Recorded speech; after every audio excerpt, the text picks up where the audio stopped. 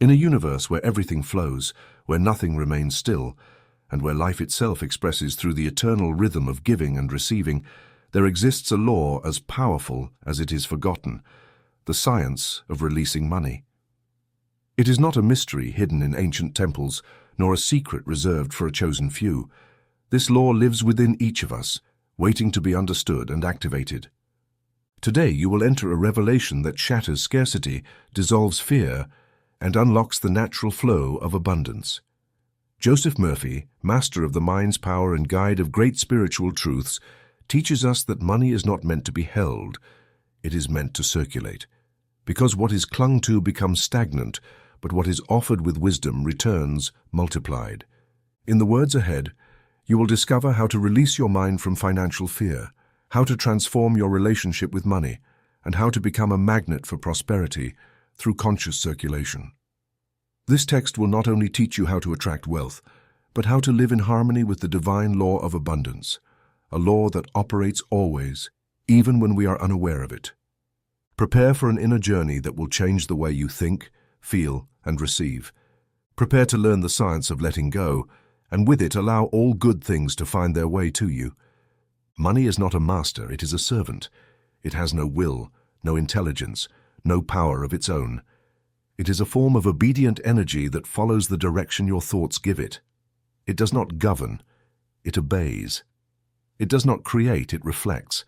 Money is merely the shadow of an idea, the idea of value that your mind assigns to it. When you understand this truth, you will stop fearing it, idolizing it, or hoarding it, and you will begin to use it for what it truly is, an instrument of good. Most people fear spending. They may not admit it openly, but they feel it every time they hand over a sum, pause to pay a bill, or watch their balance decrease. Deep in the subconscious lies an ancient belief. Money is scarce, and if it leaves my hands, it will not return. This belief is a mental inheritance from times of hunger and deprivation, from generations that lived by the struggle to survive.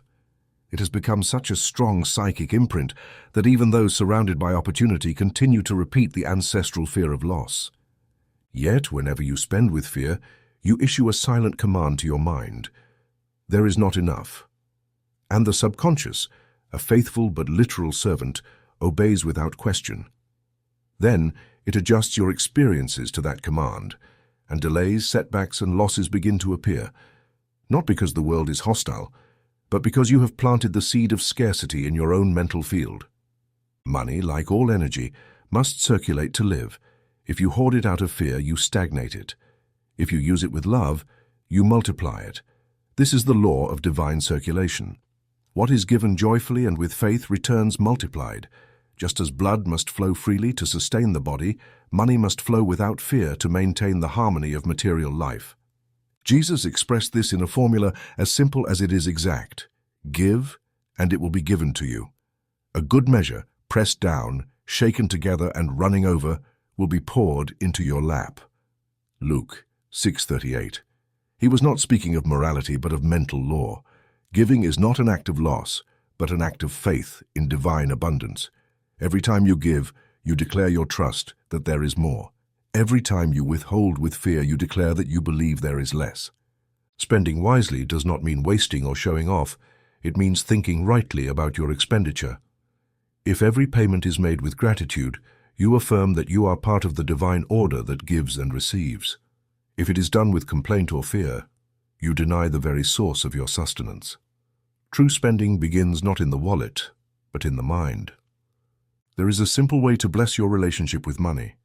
Bless every sum that comes in and every sum that goes out. Every time you receive money, say, "Thank you, Father, because this is your good." And every time you pay something, say, "I bless this money that leaves because it returns to me multiplied in divine order." These words are not empty formulas. They are mental seeds that activate the law of return. Let me tell you the story of a simple woman who owned a small sewing shop. For years, she lived with the belief that every payment she made impoverished her. She paid her suppliers reluctantly and collected with fear, worried about losing customers. Her business barely survived.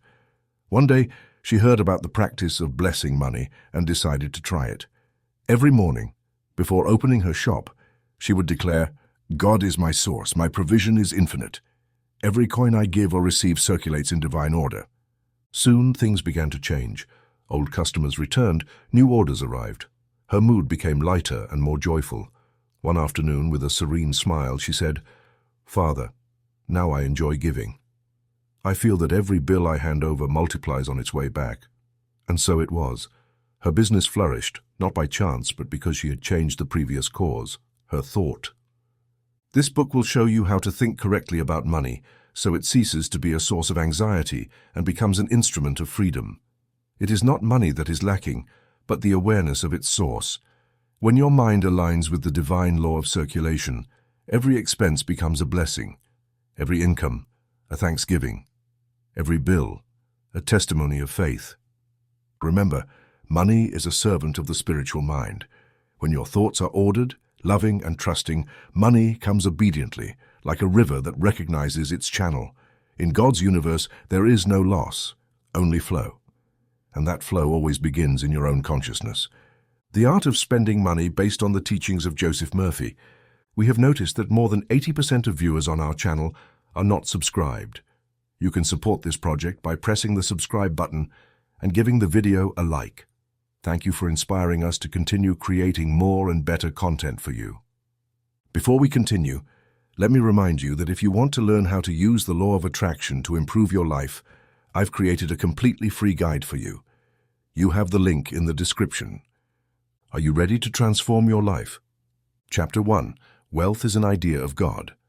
Let us begin this chapter with a truth as old as humanity and yet so unknown to most. Wealth is, above all, an idea of God. It is not the result of random chance, nor the exclusive reward for a few chosen by fortune, but a natural and legitimate expression of divine order. Pause for a moment and consider the source of that intimate urge to prosper, to desire good, to long for expansion. That inner impulse is not selfishness or frivolity, but the imprint of the Creator upon your soul. For God is abundance, not scarcity. God is expansion, not contraction. In every corner of the universe, from the sunflower that opens to the light to the river that seeks the sea, life proclaims a message of abundance. Everything that proceeds from God carries the indelible mark of plenitude. Observe nature. Trees do not produce a single leaf, but thousands. Stars do not appear one by one, but in endless galaxies. So why then does man fear thinking big, dreaming big, receiving abundantly? Only ignorance of divine laws keeps humanity confined in mental and material narrowness. And this is where your mind must awaken and open to the fundamental truth. Money, far from being an enemy or a tyrant, is simply one of the forms in which good manifests in the material plane. It is a tool, a servant, never a master. Let me insist, despising money, fearing it, or condemning it is, in reality, rejecting a legitimate expression of God. Imagine rejecting sunlight for fear of being burned, or scorning water because someone drowned. It is not the energy that destroys, but its misused application. The same is true of money.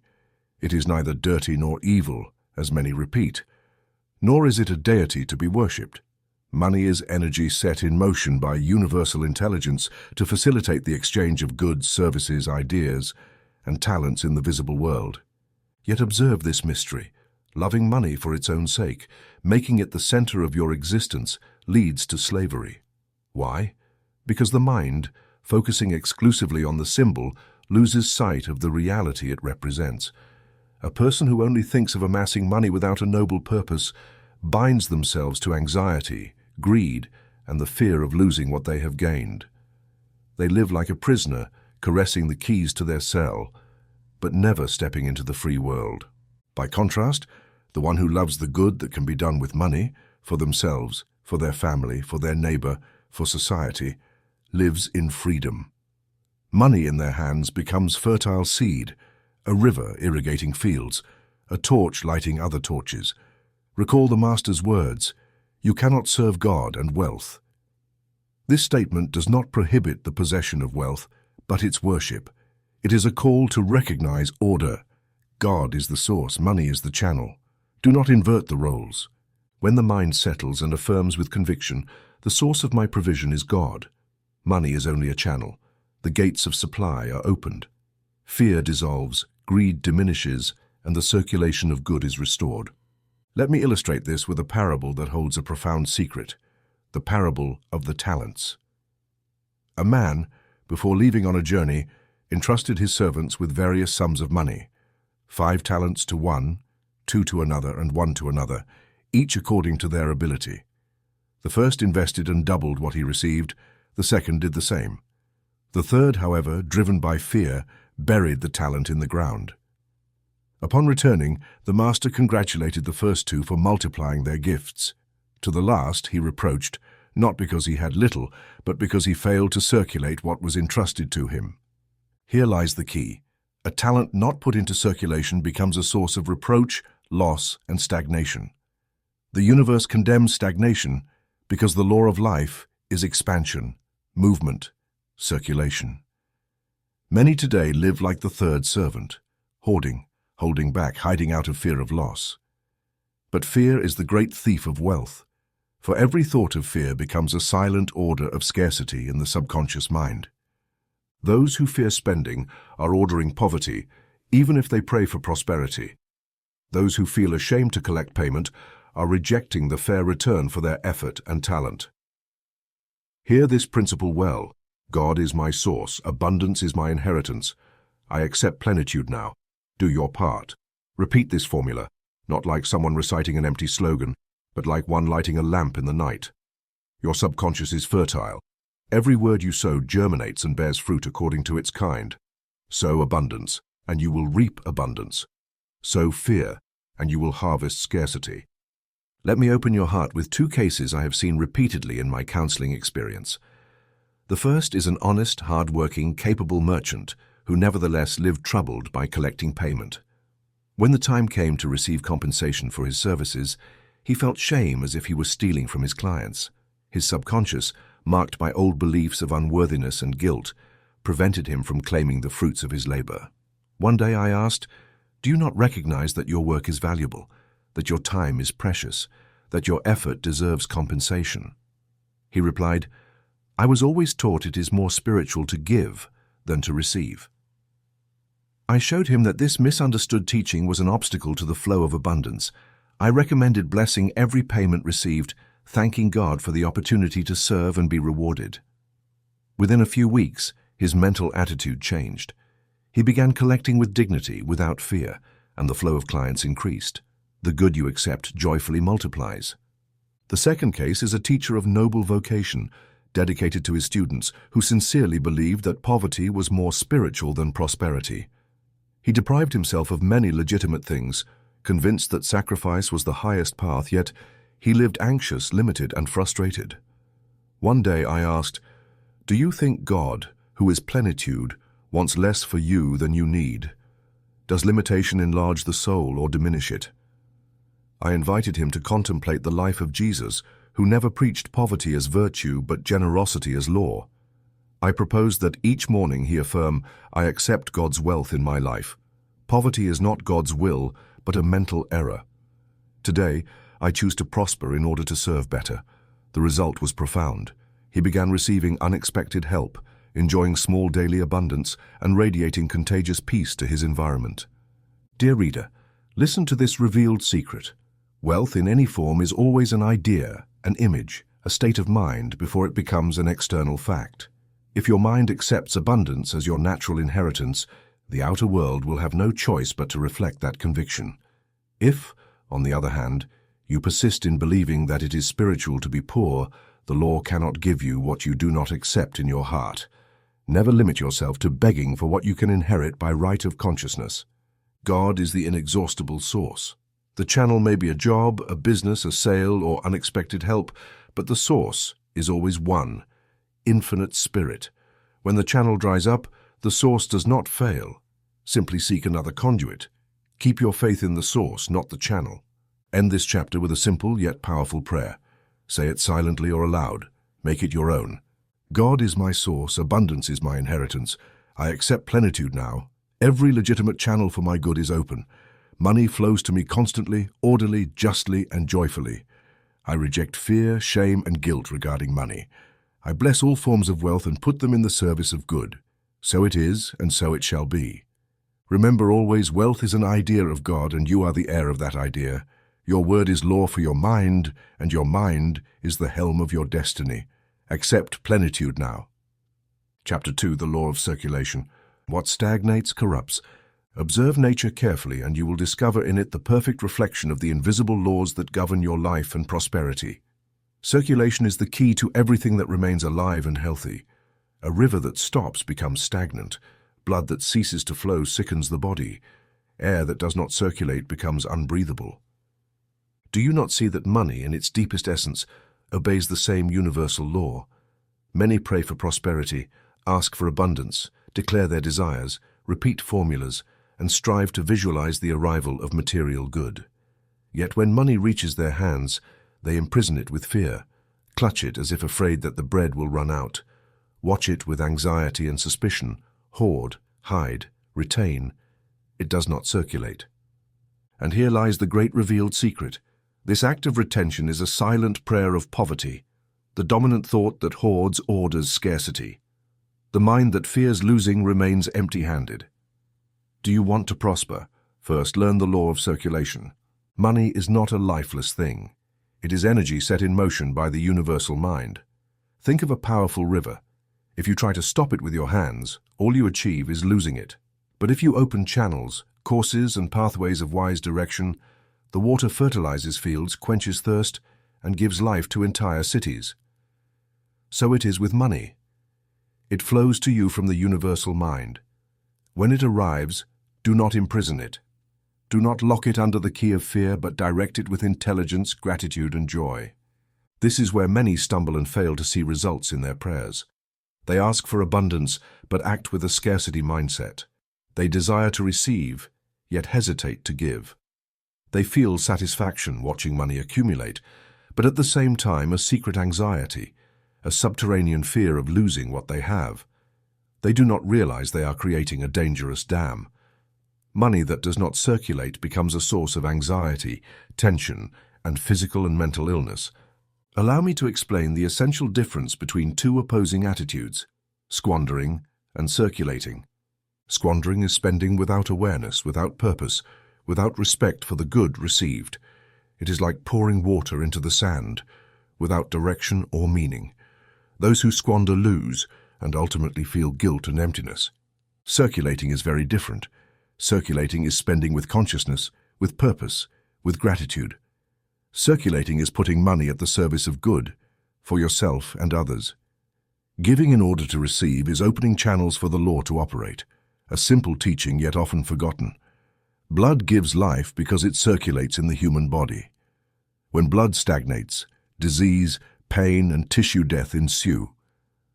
The same happens with money in your life. If you accumulate it without purpose, if you hoard it out of fear, if you retain it out of selfishness, you will soon feel joy disappear and anxiety grow.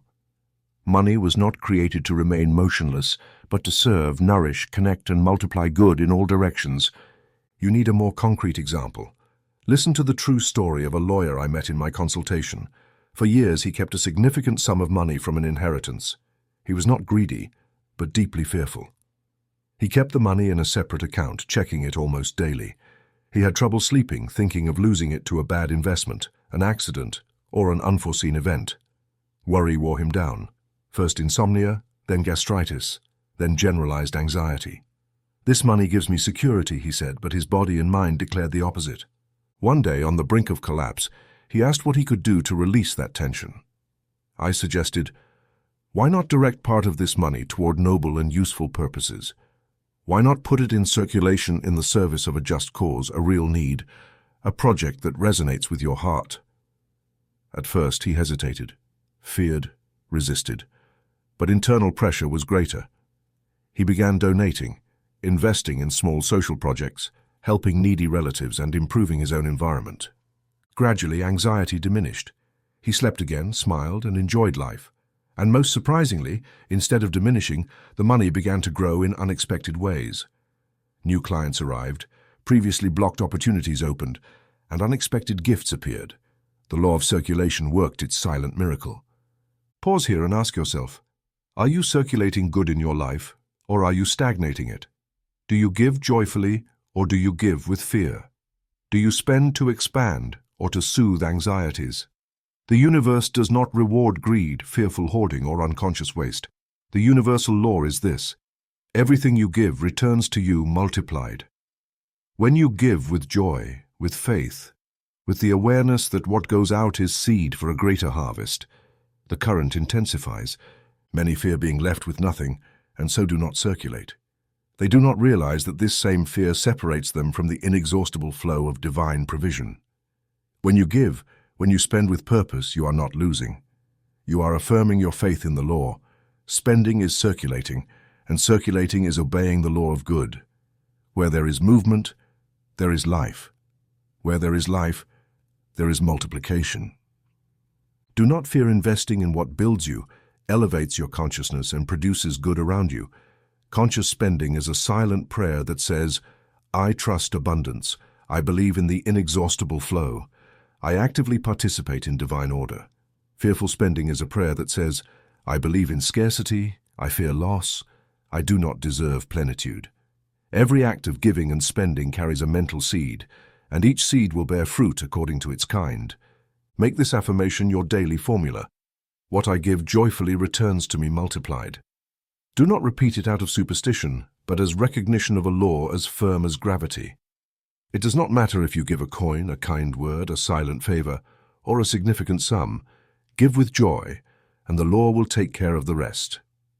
Always remember, what stagnates, corrupts, what circulates, multiplies. Money is a river of energy. Let it flow through you for your good and the good of all. In this way, you obey the law, and the law blesses you. Circulate good, and good will circulate back to you in always new and surprising ways. Do not retain, do not waste, direct the flow wisely, and you will never lack what you need. What I give joyfully returns to me multiplied. Do your part, live it, and prosperity will be the constant trace of your path. Chapter 3. Spending as an act of faith. We now arrive at a point that transforms the life of anyone who understands it. Spending is not losing. Spending is sowing. Every time you give money in exchange for a good or a service, you are doing far more than a visible transaction. In reality, you are making a silent affirmation before your subconscious mind and before the universe itself. The way you pay reveals, without words, which universe you believe in, one of scarcity or one of inexhaustible provision. Here lies the fundamental difference between those who live in lack and those who live in abundance. Pause and examine how you pay your bills. Do you do it with annoyance, with resentment, with fear that your provision will decrease? Or do you pay with gratitude, with joy, with the deep conviction that each payment is an act of faith in the universal abundance? This distinction sets the course for your future prosperity, because the subconscious hears not only your words, but also your attitude and emotion when giving. Hear this principle well. Pay with joy, and you will have sown joy in your future. Your thought is the seed, your feeling is the water, your word is the command. When you pay grumbling, the hidden message you send to your mind is, they are taking from me, I am being robbed. Every payment impoverishes me. And the subconscious, obedient and literal, takes this order and multiplies experiences of loss, struggle and difficulty. But when you pay blessing, affirming that you can give, that you can contribute, that you are in a position to provide and circulate good, you declare, I am able to give because I live in a universe of divine supply. There is always more from where this came. God is my source, not my salary, my business, or the client in front of me today. Your mind records this truth, and the flow of good increases almost mysteriously in your daily experience. Some believe that blessing the creditor, the merchant, the state, or any institution that receives their money is a form of submission, a sign of weakness. It is not. This is not civility, but an act of spiritual power. By blessing the recipient, you acknowledge that God is the one who supplies all, yourself, others, the entire world. Instead of sowing resentment, you sow faith and affirm the abundance of supply. Consider the Master's teaching in Matthew 5:25.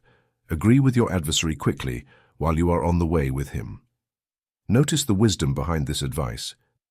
When debts remain unresolved, the quality of your thoughts about them establishes the duration and weight of the bond. Debts held with resentment maintain an invisible thread of discord, anxiety, and repeated experience. Debts met with love and blessing break the cycle, close the door to the past and open new channels of provision. Love frees, resentment binds. Turn each payment into an act of living faith. Before handing over money, silently or quietly aloud if you prefer, say this simple but powerful formula. I bless this money and give thanks, for it returns to me multiplied and in divine order. This prayer not only transforms your experience, but also reprograms your subconscious mind to associate the act of giving with joy, trust, and expansion. This is not superstition or empty magic. It implants a firm conviction in your inner storehouse. The universe is safe, good is abundant, and every outflow is a seed of greater provision. Thus, your mind learns that every payment is an opportunity to testify your faith in abundance, not in lack. Let me share a true case. A man lived for years in anxiety over his debts. His business had suffered rough patches, and every bill became a source of bitterness and resignation. He paid late, begrudgingly, and every time he spent money, he felt he was losing a part of himself. The result was a tight life, a tired mind, a succession of problems. One day he heard this teaching and decided to try it. He began to bless each payment, however small.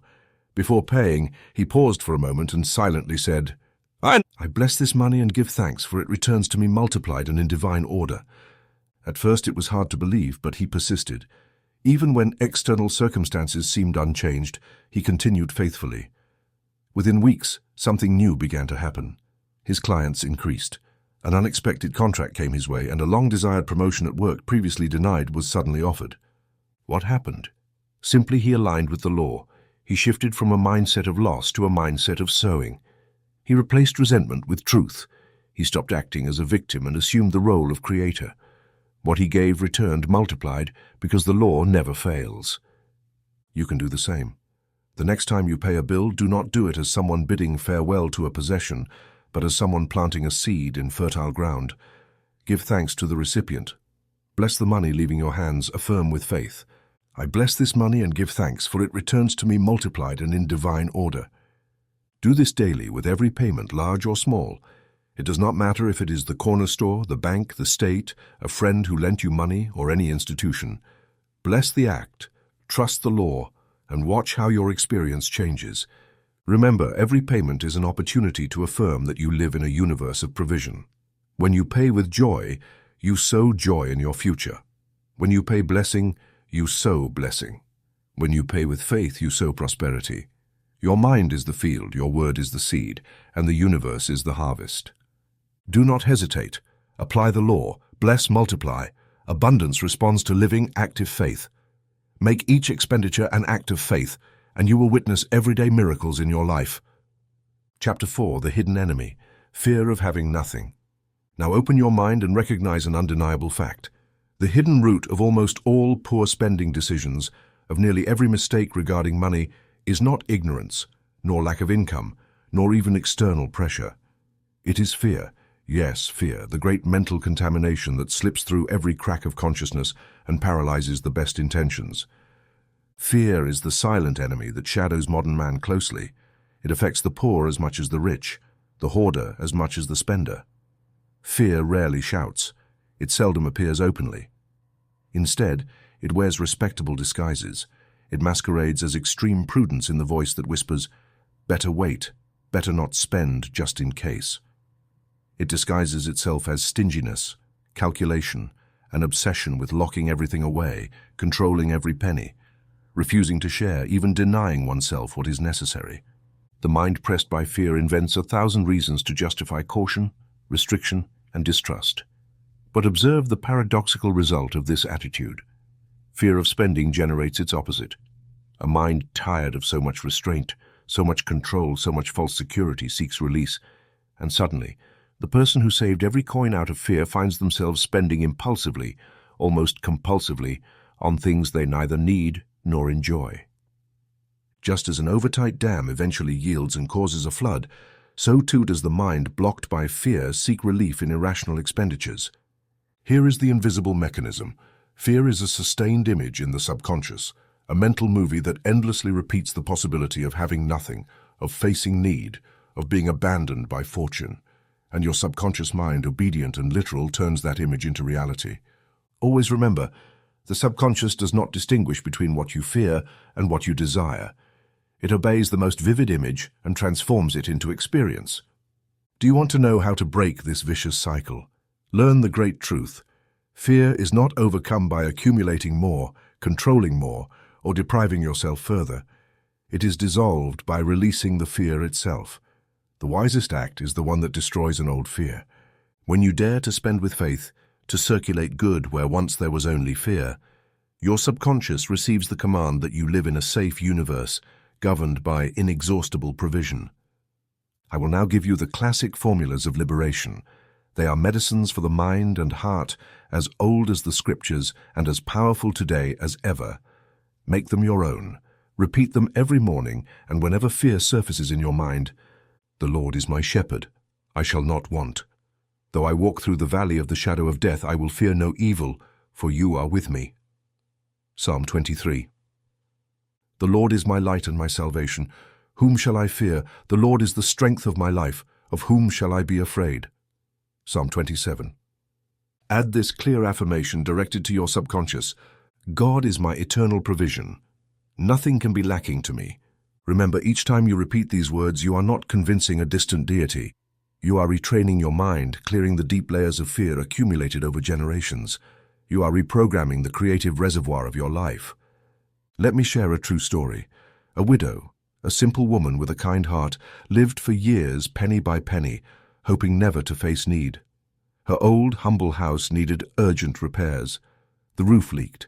The windows did not close well. The floor sagged in places. Yet the fear of spending held her captive. She thought that if she touched her savings, a bigger problem could arise, leaving her without resources. She lived with the anguish of lack, even though she truly had enough to meet her needs. One day, tired of her own fear, she sought advice. I spoke to her about the mental law and divine provision. I taught her Psalm 23 and the affirmation, "God is my eternal provision. Nothing can be lacking to me." I suggested she pray in the morning with these words, blessing the money she had and the money she had not yet seen. Little by little, peace replaced fear. Finally, one day, she decided to invest part of her savings to repair her house. As she paid the workers, she blessed the money leaving her hands, giving thanks for the opportunity to improve her home. On the same day the repairs were completed, she received a letter from a lawyer. An old inheritance, blocked for years due to paperwork, had been released. The sum was far greater than expected. She called me, laughing and crying, saying, "Now I understand, Doctor, that fear held me captive, and only by letting it go could good come." Her experience can be yours if you choose to break the cycle of fear. Remember this: the wisest act is the one that destroys an old fear. If you fear spending on health, do it with faith. If you fear investing in education, your home, or your relationships, take the step with confidence. Each time you confront fear with conscious action, you open a channel for divine abundance to flow in new ways. Do not let fear govern your decisions. Fear is always a lie. Provision is always the truth. Affirm daily, "God is my eternal provision. Nothing can be lacking to me."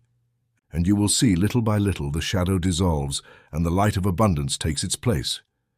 Remember, the hidden enemy is fear, but you are the heir of faith. Spend consciously, spend joyfully, spend to liberate your soul. The universe always responds to a mind free of fear. Chapter 5. Spending according to your inner ideal. Every human being spends according to the image they hold of themselves, even if they are not always conscious of it. The way you use money, dress, eat, and care for your home is no accident, nor a product of chance. It is a mirror of your consciousness. As you think, so you spend. As you see yourself internally, so you manifest externally. That is why no two ways of spending are identical, because no two minds are the same. Spending is the visible expression of an invisible ideal. If a person sees themselves as a child of God, not as a beggar of the universe, but as an heir to life, intelligence, beauty, and abundance, their behavior will naturally be orderly and dignified. They will dress appropriately, not out of vanity, but out of respect for themselves and for the divine presence within. They will eat with awareness, neither in excess nor neglect. Their home, however modest, will reflect harmony, cleanliness, and peace. And all this will not be the product of effort or appearance, but the spontaneous result of a mind living according to divine order. Conversely, those who perceive themselves as small, unworthy, or cut off from the good will try to compensate for that inner sense with external acts. Here arises the modern obsession with spending to impress, to appear, to gain approval. This is the most subtle and costly trap of the ego. When you buy for others to see, you declare yourself poor inwardly. You place your value in the eyes of others, not in your consciousness as a child of God. Remember this: no object can elevate you if your mind has not first elevated itself. An elegant suit cannot hide a thought of inferiority. A luxury car cannot mask the fear of being insufficient. A banquet cannot satisfy the hunger of the soul. But when the inner ideal is elevated and clear, external things arrange themselves accordingly, without effort, anxiety, or ostentation. Before spending, ask yourself a single question: does this expenditure affirm or deny my ideal? If the answer is affirmative, proceed with peace. If it is negative, stop. Correct spending is not that which follows fashion or comparisons, but that which confirms within you the awareness of order, fullness, and beauty. Every coin has a voice. Listen to what it tells you before releasing it. If the impulse to buy comes from fear of rejection or pressure from others, that expenditure will impoverish you internally, even if you acquire more things. But if the impulse arises from purpose, utility, and your higher vision, that spending enriches you because it affirms your ideal.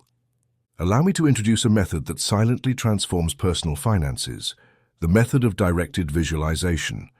Each night before sleep, calm your mind and project onto your inner screen the image of the life aligned with your true nature, the correct home, the proper attire, the environment that reflects your essence. Do not imagine luxury for ostentation, but beauty as an expression of divine order. Visualize living in peace, how your possessions serve you rather than dominate you, and how money moves wisely toward everything that contributes to your growth. Feel this image as present, vivid, and real. Practice this each night, and your subconscious will quietly adjust your desires and daily decisions. You will then discover that money begins to flow naturally toward what is essential and ceases to flow toward what is not. I recall the case of a young woman I worked with years ago. She worked hard but always ended up without money. When we reviewed her spending, we discovered she bought unnecessary adornments, perfumes, and trivial objects that accumulated without use. Yet she lacked a good winter coat, and her overall appearance was neglected. She spent on small things to feel valuable, because deep down, she felt insufficient. I taught her to construct a new self-image, to see herself as a worthy child of God, valuable without unnecessary adornments. I asked her to ask before each purchase, does this expenditure affirm my ideal? She also began practicing directed visualization, seeing herself serene, well-dressed, cared for, and confident. Within weeks, her behavior changed. She stopped impulsive spending, bought a quality coat, organized her home, and her financial life began to flourish. "Now I know," she said, "I don't need to fill emptiness with things, but with correct ideas." When you order your mind, your spending becomes ordered. When you recognize your value, money becomes a useful servant, not a harsh judge. Financial disorder is always a reflection of inner disorder. Do not try to balance your accounts without balancing your consciousness. Begin with your ideal. See yourself as a being of value, harmony, and divine intelligence. Feel that each decision you make reflects that order. Then everything external will align with the internal. Remember, spending according to your inner ideal is not deprivation, it is precision. It is not about spending less, but about spending better. It is not about denying yourself, but affirming who you truly are. Money must flow toward what supports your highest vision, not toward your smallest doubts. Close this chapter with a simple mental formula that summarizes this teaching. Repeat it at the start of the day, before any expenditure, or whenever you need to reconnect with the center of your abundance. My spending expresses the divine order of my life. Every dollar I use affirms my ideal of peace, dignity, and fullness. No expenditure arises from fear. All arise from the love and wisdom of God within me. My provision is in divine order now, and so it shall be. Because when your inner ideal aligns with divine order, external abundance becomes inevitable. Chapter 6. the legitimate joy of enjoying what God gives. For centuries, a shadow of guilt has settled over the human mind when it comes to enjoyment, rest, beauty, and material well-being. Many have confused virtue with deprivation, purity with denial, and spirituality with necessary sacrifice. But I tell you clearly, this is one of the most subtle lies of human thought. God does not provide for you to merely observe it. He gives so that you may use it. What the Creator offers is meant to multiply in your hands through joy and gratitude. The universe does not celebrate scarcity. It celebrates abundance. See it with your own eyes. Flowers do not bloom halfway. Trees do not produce with stinginess. The sky does not economize on stars.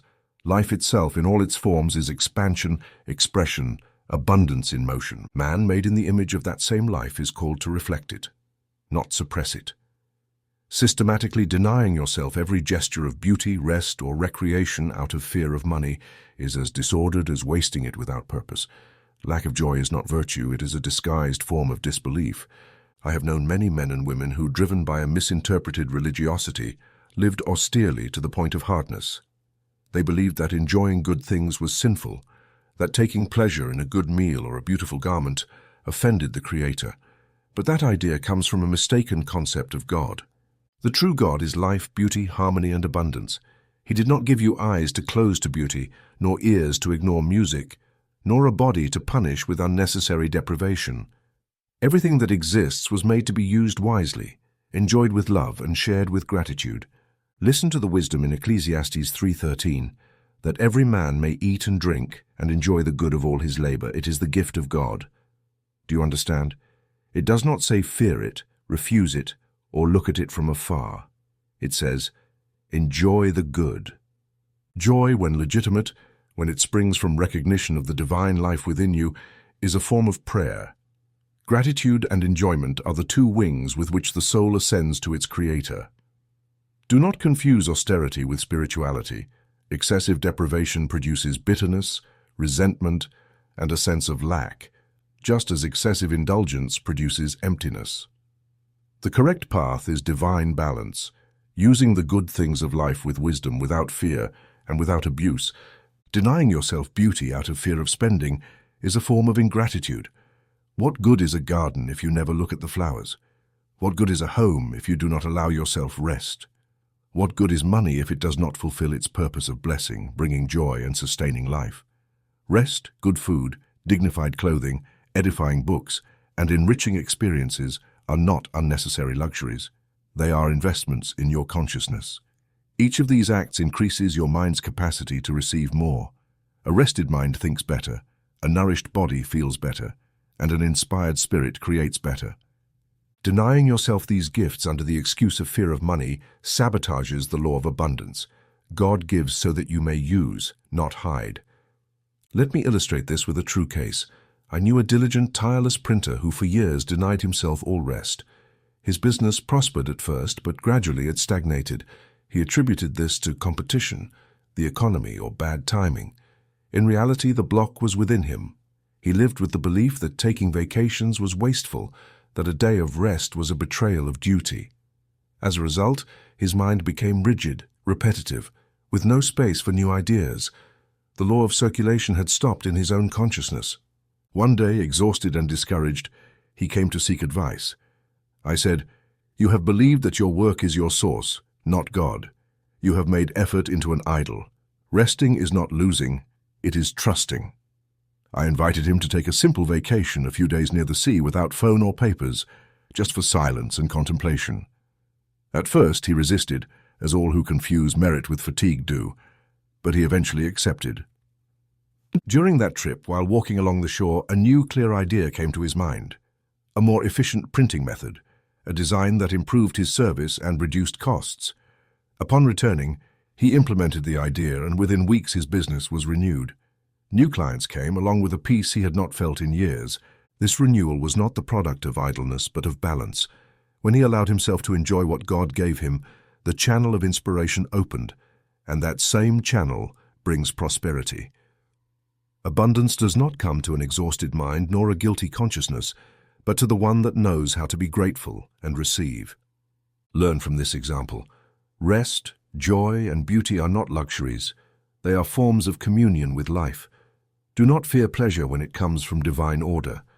Do not fear rest when it follows duty fulfilled. Do not fear well-being when used wisely. Every legitimate joy multiplies the good. Make this affirmation your daily prayer. I now accept the good that God sends me and enjoy it without guilt. Say it with an open heart. Say it when you rise, when you eat, when you walk, when you behold something beautiful. Say it when you receive payment, when you buy something useful, when you take a deserved rest. Every time you repeat this prayer, you re-educate your mind to accept good without fear, to enjoy without guilt, and to live without tension. Remember, refusing the good is a way of denying God. Accepting the good with joy affirms His presence within you. False austerity dims the light of the soul. Gratitude ignites it. Do not fear enjoyment. God did not bring you into this world to merely endure life, but to live it fully.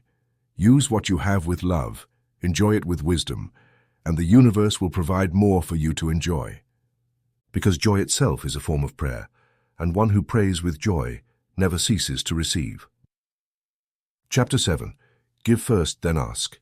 There exists a silent, immutable, and exact law that governs the flow of good in the universe. Everything you give returns to you multiplied. There is no exception. This is the golden key that separates living prosperity from sterile stagnation. Yet most people ignore it or invert it. They want to receive before giving, to harvest before sowing, to fill their hands without opening them first. But nature teaches the principle differently. Sowing precedes the harvest, and giving precedes receiving. The art of spending and the art of giving are one and the same, for both obey the law of divine circulation. When you spend wisely, you set good in motion. When you give consciously, you open new channels for that good to return to you multiplied. Therefore, every time you give something, a coin, a word, a smile, a prayer, you are activating the invisible currents of universal abundance. I have repeated this many times, and I repeat it now. What you want, first do it for another. If you desire joy, bring joy to someone else. If you long for prosperity, bless another through your generosity. If you seek understanding, be the first to understand, for every mental or material action toward another is a seed that inevitably returns to its sower. There are no prayers more powerful than actions inspired by love, yet I have seen with sadness that many do not prosper because they never give, and when they do, they give what is left over, not what honors them. They give as one sheds something useless, not as one shares a living good, and that attitude, far from attracting abundance, blocks it. The universe does not respond to stinginess, it responds to a heart that gives with joy. The secret is not in quantity, but in the quality of intention. You can give 1 coin or 1,000, but if you do so with faith, joy, and gratitude, you're moving invisible forces more powerful than any sum. Now there is a practice I wish to reveal to you that, if adopted, will transform your economic and spiritual life: the mental tithe. This is not a church precept or a moral burden, but a reliable mechanism of circulation. Tithing mentally means setting aside a portion of everything you receive, money, time, talents, energy, and dedicating it to works of good spiritual teaching, helping those in need, or sustaining that which nourishes your soul. Do not do it out of fear or obligation, but out of understanding of the law. The mind that gives recognizes that it is not the source, but the channel, and by opening its channel, more water flows through it. You might say, I do not have enough money to give. Then give what you do have: a kind word, your time, your prayer, your attention, your support. Every gesture of good is a seed, and every channel you open with love multiplies. If you cannot contribute with money, do so with service, with thought, with intercession. The important thing is to keep the law of circulation in motion, for what stops, dies. Allow me to share a simple but revealing story. A middle-aged merchant came to see me one day. He had a small business, worked hard, but barely managed to cover his expenses. He told me bitterly, "It seems the more I work, the less I have." I asked him, "Do you bless your income? Do you circulate part of it towards works of good?" He replied that he did not. "With the little I earn," he said, "I cannot give anything." I explained that the law of supply cannot operate in a closed channel, and even a little can open the door to the flow of abundance. I taught him the practice of mental tithing. Each week, set aside a small portion of his earnings and dedicate it consciously to something representing good, beauty, or service. At first his mind resisted, but he decided to try. He began giving 10% of his income to a nearby orphanage and sometimes bought spiritual books for others. He accompanied each donation with an affirmation. "I give thanks, Father, for I am a channel of your abundance. What leaves me returns multiplied." Within a few weeks he noticed a change. New clients arrived unexpectedly. Old debtors paid what they owed, and a long-awaited large contract was signed. "Now I understand," he said, his eyes shining, "that each giving is a declaration of my faith in the divine source. Do you see how the law operates? Abundance is not conquered through effort or anxiety, but through understanding. What you give with faith is not lost. It multiplies. What you hold back with fear vanishes. The mind that gives first always has more to give later, because the universe entrusts it with more channels through which to flow. Make this principle your life rule. Give first, then ask. Do not wait to feel rich to give. Give, and you will feel rich. Do not wait to have much to share. Share, and you will have much. Abundance is not accumulated, it is circulated. Each morning, as you begin your day, dedicate a thought or an action to the expansion of good in another. If you have no money, pray for someone's prosperity. If you have no time, offer a word of encouragement. If you have no strength, silently bless all who prosper and say, "What I desire for them, I accept for myself as well." No one can become poor by giving from love. Only the ego believes that giving is losing. The soul knows that in giving, it multiplies.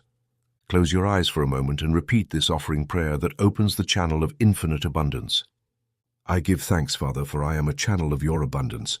What leaves me returns multiplied.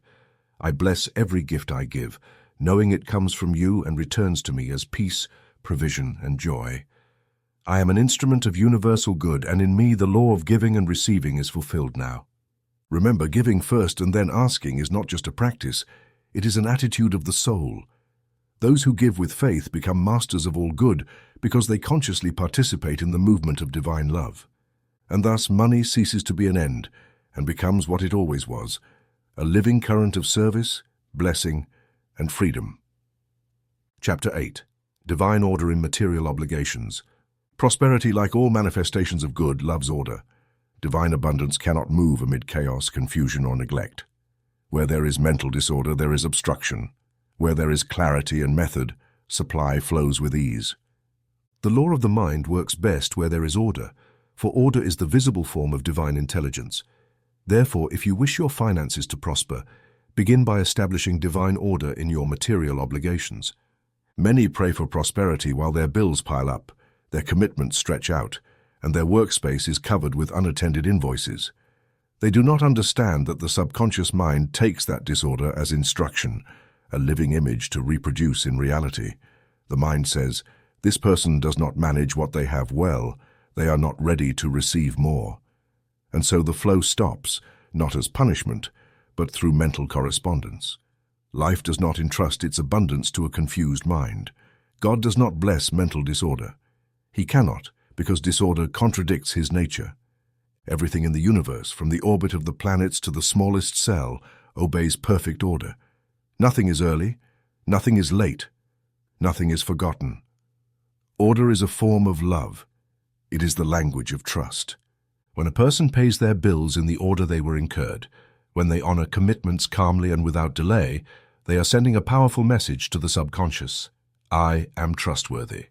I know how to manage the good I receive, and the subconscious responds by multiplying opportunities, clients, ideas, and resources, because its law is to reflect your dominant feeling. Paying on time with serenity is not a burden. It is an act of faith. It affirms that your provision comes from an inexhaustible source, and therefore you will always have enough to meet your duties. Every bill paid with gratitude is a silent affirmation of abundance. In contrast, every forgotten debt, every postponed payment, every evasion is an unconscious declaration of fear or guilt.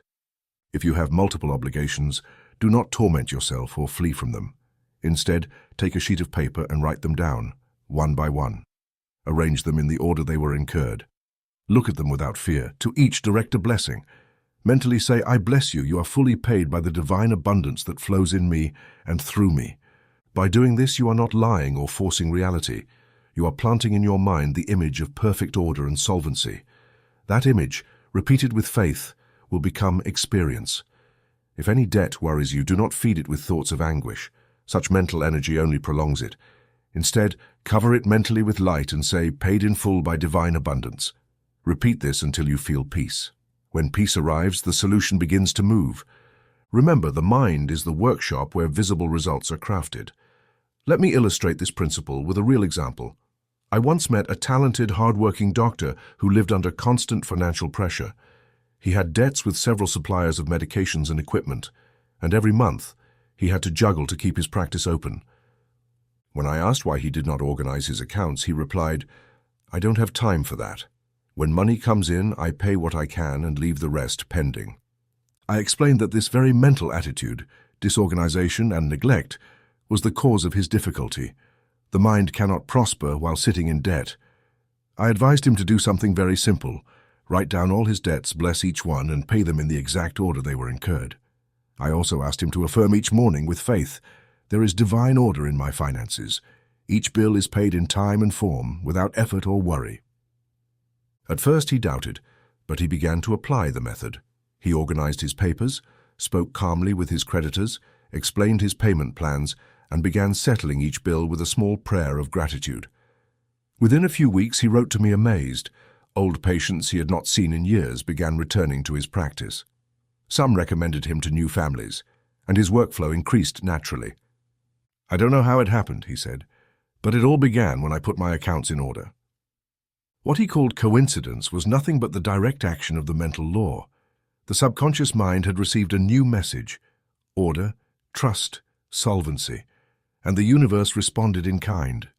You cannot build prosperity on the foundation of confusion. Outer order reflects inner order and vice versa. If your accounts are disordered, start today. Do not wait to feel ready. Take a paper, write, pray, bless. Give thanks for each commitment, for each one represents an opportunity for exchange, service, and circulation. Mentally declare with spiritual authority, "Paid in full by divine abundance." When you act this way, your mind stops seeing debts as threats and recognizes them as transactions already resolved on the spiritual plane. This conviction opens the doors to material solutions. You are not alone in the process. The infinite mind that orders the cosmos will also organize your finances if you collaborate with it. Remember, improper credit, delay, and evasion are forms of denial. Fulfillment, order, and clarity are forms of faith. Paying on time is a silent prayer that says, "I trust in the perfect flow of life." Make this affirmation your own and repeat it daily until it engraves itself in your subconscious, until your relationship with money is filled with peace. There is divine order in my finances. Each bill is paid in time and form without effort or worry. God is my source, and all that I owe is resolved in His perfect abundance. When order governs your thoughts, abundance governs your life. For order is not cold discipline, but active harmony, and in harmony, God delights to dwell. Chapter 9. Spend to grow, not to diminish. Every mental or material action has a hidden purpose. It either expands you or contracts you. It either draws you closer to the consciousness of abundance or plunges you into the sense of lack. Money, being energy directed by the mind, obeys the same law exactly. There are expenditures that diminish the soul and expenditures that elevate it. The difference is not in the amount, but in the intention. It is not the sum that determines the outcome, but the inner motive that drives it. An expenditure that diminishes arises from resentment, competition, envy, or vainglory. It is money spent in response to the ego, not the spirit. It is spending done to prove something, to impress, or to soothe insecurity. Afterwards, you may notice a subtle emptiness, a faint sense of loss or guilt. The soul feels poorer, even if the bank balance remains unchanged. This is the unmistakable sign that you have sown on barren soil. By contrast, an expenditure that expands arises from love, joy, and the desire to grow. It is money spent with noble purpose, improving health, educating the mind, ennobling the home, supporting spiritual teaching, or simply beautifying life. Afterwards, the soul feels richer, fuller, more luminous. That feeling is the proof that you have planted in good soil. Here lies one of the subtlest laws of prosperity. Observe how you feel after spending. That feeling reveals the seed you have sown. If you feel impoverished, you planted scarcity. If you feel expanded, you planted abundance. Your emotion is the spiritual thermometer of your actions. I have known people who spend fortunes on things they do not need, driven by the desire to compete, impress, or fill emptiness. They buy to prove their value to others, only to feel hollow because the motivation was a mirage. Their money fell by the wayside, devoured by the birds, lost without fruit. Others spend hastily, without reflection, driven by impulse or anxiety. The money falls on rocky ground, barely sprouts, and dries up because it has no root. Some spend among thorns out of social pressure, fear of exclusion, or concern for others' opinions. And those thorns, opinion, comparison, need for approval, choke the seed. But there are those who spend on good soil, investing in knowledge, growth, and all that expands their consciousness of good. These are the ones who see their provision multiply, because their spending is aligned with the law of life. Remember the words of the Master in the parable of the sower and apply them to money. The field is your mind. The seeds are your thoughts, emotions, and financial decisions. Sow wisely, and the harvest will be inevitable. Money is a faithful servant. If you use it to grow, it grows with you. If you use it to diminish, it drags you toward limitation. Every coin carries a mental vibration that multiplies its kind. Spend on education, and knowledge will come to you multiplied. Spend on health, and vitality will increase. Spend to spread spiritual teaching, and your consciousness will open to greater revelations. Spend on books, lectures, or instruction that elevates you, and you will have invested in the highest form of wealth, understanding. I say this with absolute certainty. The best use of money is that which is transformed into comprehension. What you learn becomes part of you. No one can take it away. $1 invested in wisdom becomes 1,000 future opportunities, because an instructed mind becomes a magnet for good. I remember a man who attended my lectures once. He was practical, but closed to all things spiritual. He considered books and classes useless. One day he decided to try. He bought a single book, read it, applied a simple affirmation, and discovered that his mood and work improved. He returned for more. Within a year, his mindset had completely changed. He said humbly, "I never knew investing in my mind could be so profitable. Today, my business prospers, and my inner serenity is worth more than anything I could accumulate." True growth is not measured by what you accumulate, but by what you understand. If your mind expands, your world expands. If your mind contracts, your world narrows. Therefore, spend always with this question in your heart. Does this expand me or diminish me? If the answer is expansion, proceed with faith. If contraction, wait. Do not fear spending on what elevates your consciousness. A good book, a class, an inspiring journey, an improvement in your environment, a contribution to the teaching of good. These are spiritual investments. Each is an act of trust in life, and life responds to that trust. I offer you this simple affirmation to repeat before any expenditure, to align your mind with the law of expansion. I spend only on that which expands me. Every dollar that leaves my hands in purpose of growth returns to me multiplied in wisdom, peace, and abundance. Make it yours, live it.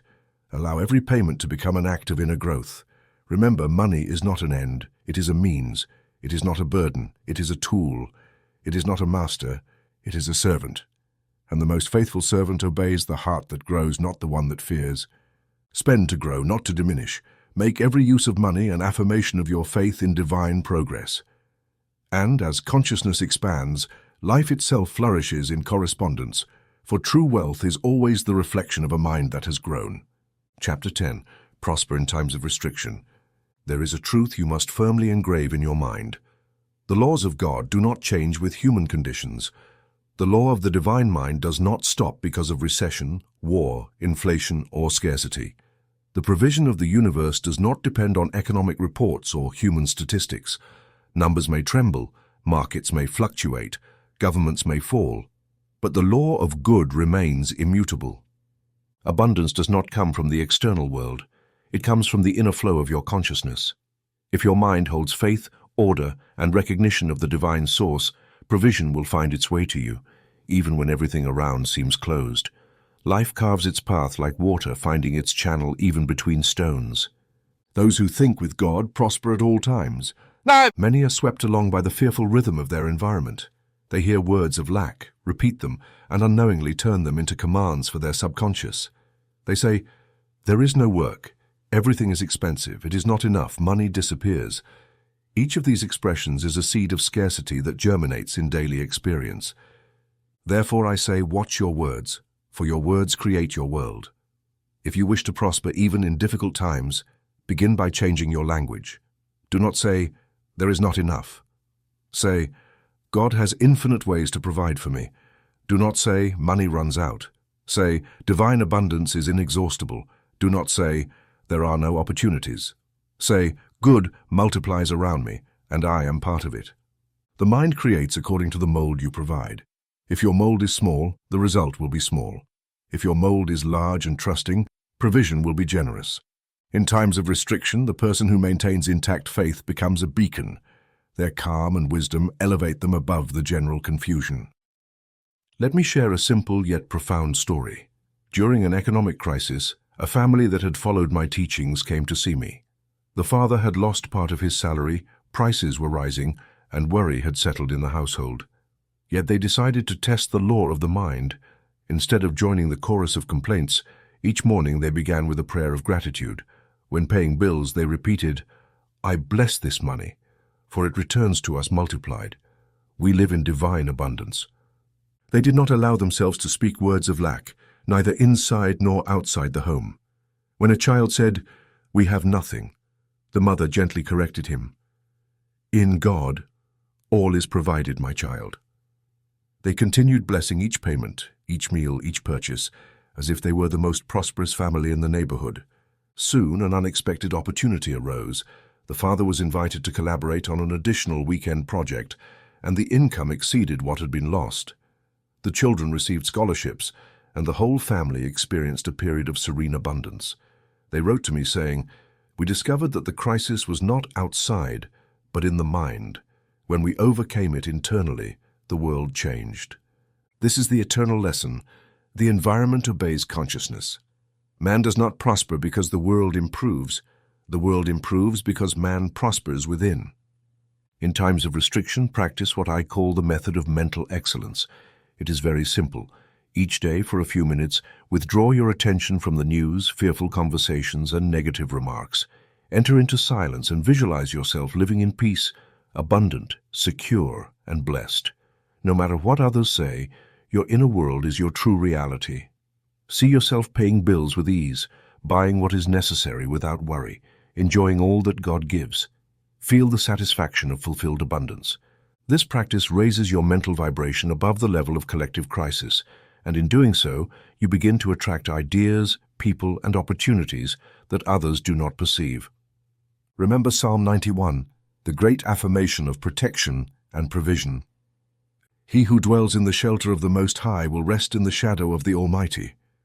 I will say to the Lord, "You are my refuge and my fortress, my God, in whom I trust."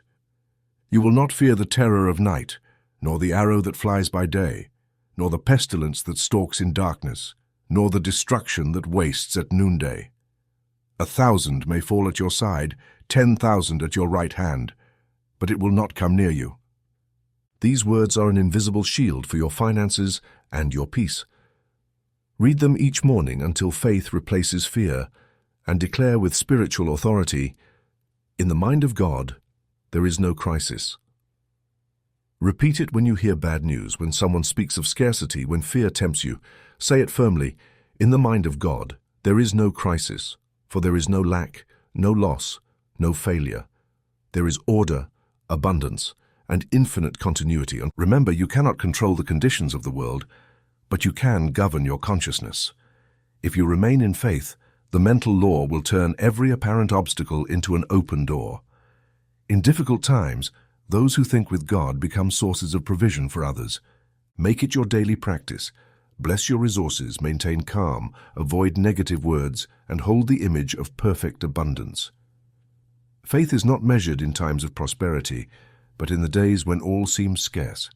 Then you will see the promise fulfilled. Those who trust in the divine power prosper even amidst the storm. Affirm now and always, in the mind of God there is no crisis. Divine abundance is my inheritance and manifests here and now. I do not fear scarcity, for my source is eternal. I am protected by the power of the Most High, and I prosper at all times. The world may darken for a moment, but the inner light of the believer never goes out. Chapter 11. Money and Relationships. Honor, not dominate. Few forces reveal the spiritual state of a relationship as clearly as money. In homes, friendships, and businesses, money becomes a faithful mirror of the love or selfishness that resides in the hearts. Where it is used to serve, there is peace. Where it is used to control, there is conflict. Money does not destroy human bonds. It exposes them, showing whether respect or a desire for domination reigns. The principle is simple yet profound.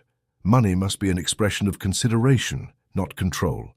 When a man or woman uses money to impose, humiliate, or assert hierarchy, they sow division in the very ground where unity should grow. Money is a form of divine energy, and like all energy, it withdraws from where it is used selfishly or resentfully.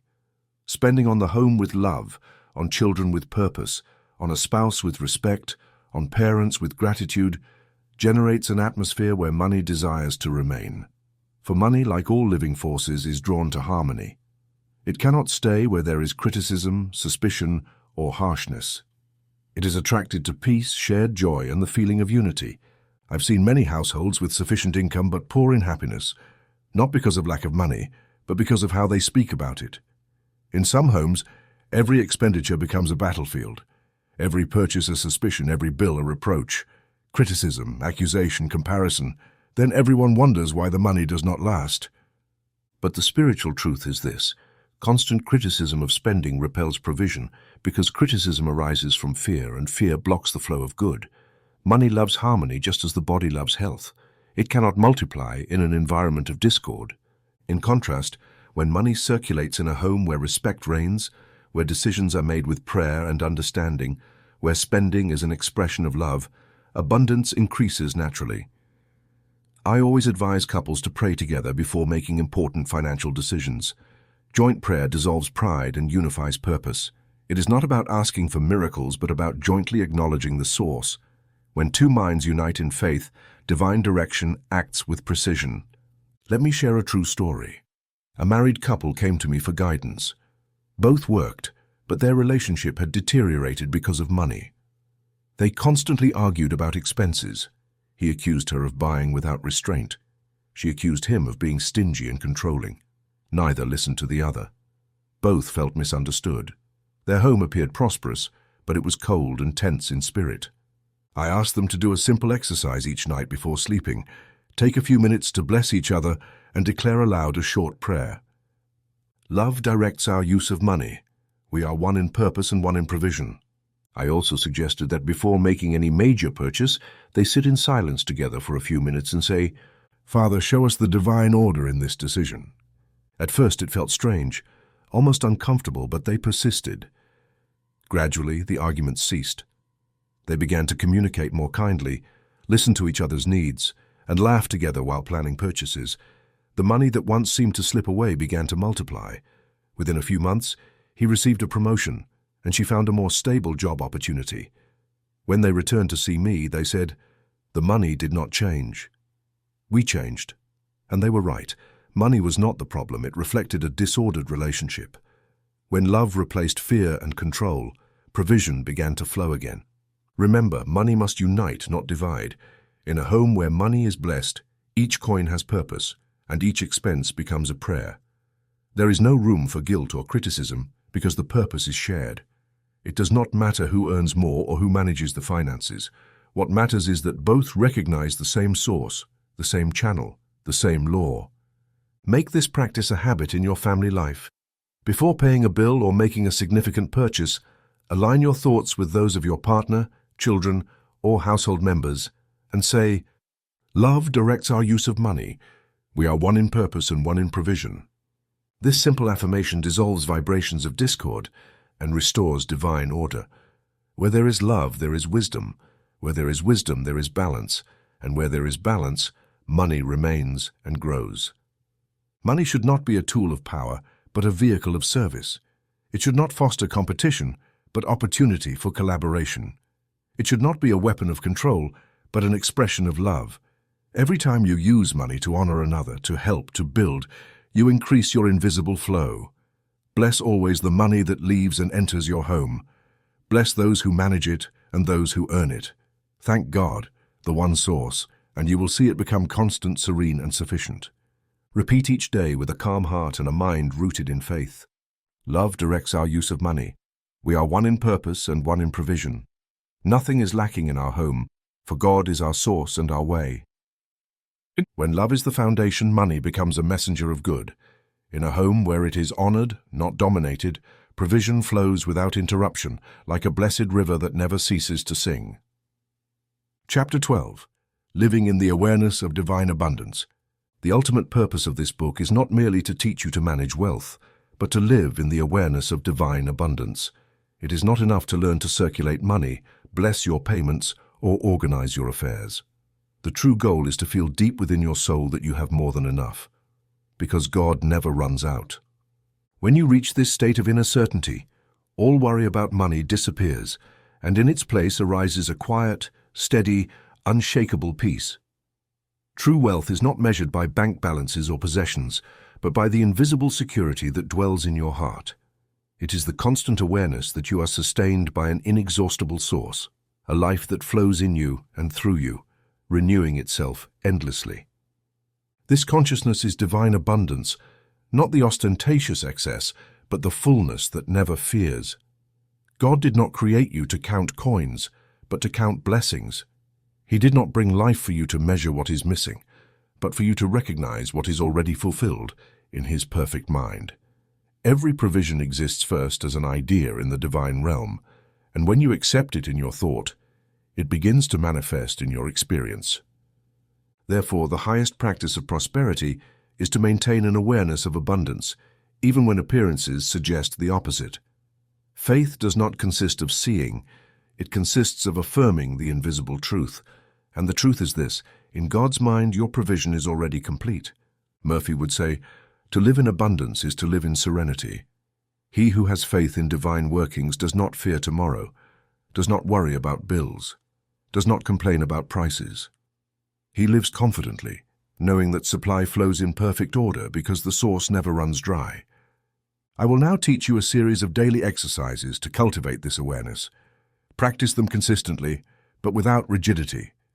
These simple acts retrain your mind to recognize abundance as your natural state. Upon awakening, before opening your eyes fully, silently say, "Today I bless everything I must pay and everything I will receive. My day is filled with divine provision." Feel an invisible current of well-being flowing toward you from all directions. Upon receiving money, a payment, or a blessing, pause for a moment and say, "Thank you, my God, for being the source of this provision. This money is a channel of your love." In doing so, you transform a material act into a spiritual sacrament. Upon spending, do so with joy, not haste or guilt. Say inwardly, "I spend with joy, for I give and receive in divine abundance." Feel that every bill or coin leaving your hand is a living seed that will yield a new harvest. Before sleeping, close your eyes and visualize the next day already fulfilled. See yourself handling your affairs with ease, paying every obligation in order, and receiving more than you expected. Give thanks before sleeping, for on the divine plane all is already resolved. This simple habit keeps your mind aligned with the flow of abundance and opens your subconscious to the infinite ways provision can manifest. As Scripture declares with majestic simplicity in Philippians 4:19, "My God shall supply all your need according to His riches in glory." Notice, it does not say some needs or if conditions are favorable, it says all your needs. This promise is a law of the mind. When you accept it without reservation, your life begins to reflect it. I have seen people transform their existence through this truth alone. A woman burdened by debts began repeating daily, "My God supplies all that I lack according to His riches in glory." At first mechanically, then with conviction. In less than a month, new income arrived in ways she could never have imagined. The law does not fail. Thought sustained in faith produces results. To seal this teaching, I offer a final prosperity practice. Read it aloud for 21 consecutive days. Do not do it as a plea, but as an affirmation of certainty. Each word is a seed falling into the fertile ground of your subconscious. Prosperity practice. God is my eternal, inexhaustible, immediate source. His wealth flows to me in money, ideas, opportunities, and joy. I now accept divine abundance. I have more than enough time, more than enough peace, more than enough provision. Every expense I make is a seed that multiplies in good. I fear no future, for my provision is already fulfilled in the present. Each day I receive more because each day I give more. My mind is a clean channel through which God's abundance flows. I bless everything I have and everything I give, knowing that nothing is lost in divine order. Money comes to me by visible and invisible paths, in perfect justice and perfect joy. I am a child of the infinite, and my inheritance is fullness. I declare that right now my life is filled with good, and the entire universe conspires in my favor. Thank you, Father, for it is already done. Read it slowly, feeling each word as true. By the end of 21 days, something within you will have shifted. You will no longer ask. You will know. And that inner knowing, the certainty that good belongs to you and cannot be exhausted, is true wealth. Always remember, living in the awareness of divine abundance is not about accumulating. It is about trusting. It is not about having more things. It is about having more faith. And once established, that faith turns every day into a celebration. For the person who knows that God never runs out, peace prevails even when the world trembles. That is the supreme state of prosperity, inner peace born from the certainty of eternal abundance.